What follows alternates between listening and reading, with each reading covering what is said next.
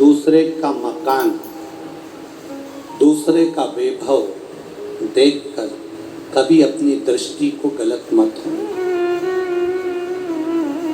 कभी मत होना।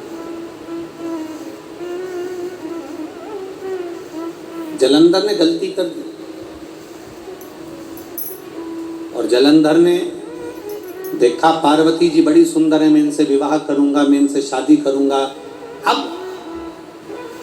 पार्वती जी तक ये खबर लेकर कौन जाए कि पार्वती जलंधर तुमसे शादी करना चाहता है, जलंधर तुमसे विवाह करना चाहता है?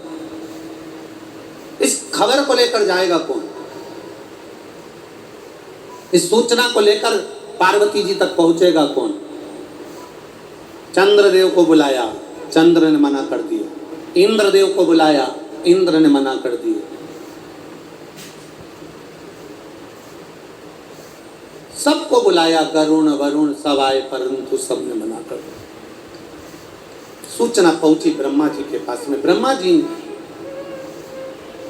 भगवान ब्रह्मदेव के पास में सूचना पहुंची कि जलंधर पार्वती जी के पास में विवाह का प्रस्ताव भेज रहा है, ये अच्छी बात नहीं है।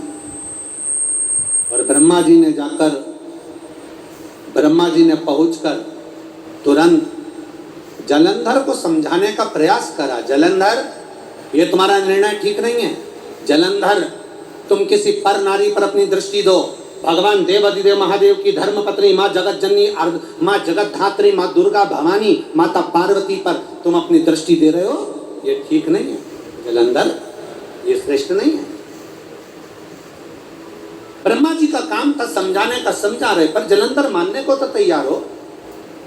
कभी कभी ऐसा हो जाता है, बेटी को समझाया जाए तो नहीं मानती, बेटे को समझाया जाए तो नहीं मानता, सास को समझाया जाए तुम चुप हो जाओ, नहीं मानती, ससुर को समझाया जाए तुम चुप हो जाओ, नहीं मानते, भाई को समझाया जाए तुम चुप हो जाओ, नहीं मानते। फिर वही बात है, समय की घड़ी ऐसी चलती है जिस समय पर क्रोध जब उपजता है कोई मानने को तैयार नहीं होता, और जब पूरा काम बिगड़ जाता है तब सब आंख से आंसू ढालकर फिर रोते हैं, चुप बैठे रहते हैं।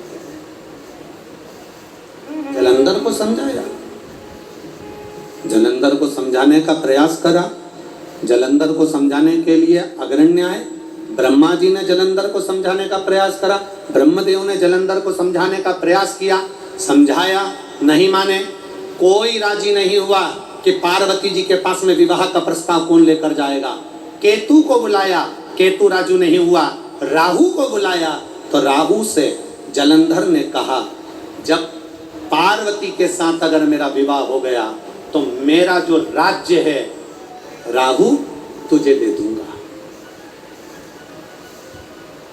लालच आ गया, लोग बढ़ गए, लालच बढ़ा।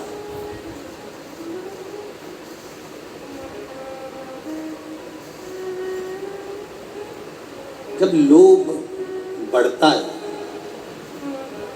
तब व्यक्ति की जिंदगी को नष्ट कर देता है। बड़ा लोभ व्यक्ति के जीवन को नष्ट करता। लोभ, दुकान पर बैठे हो, सुबह 8 बजे से लेकर सुबह रात्रि को 9 बजे तक तुम्हारी दुकान खुली रहती है।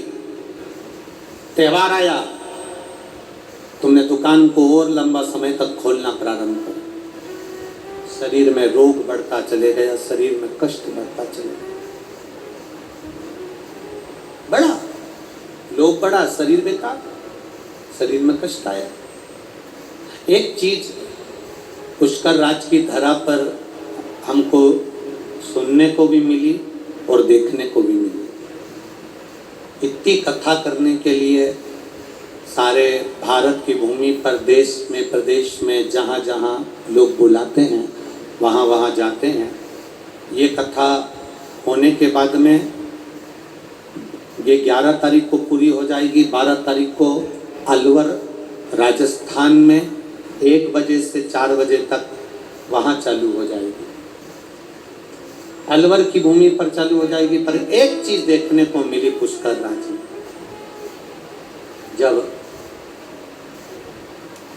परसों के दिन पानी आया, कल रात्रि को फिर पानी आया और खूब पानी गिरा। तो बड़ा सुनकर बड़ा अच्छा लगा जब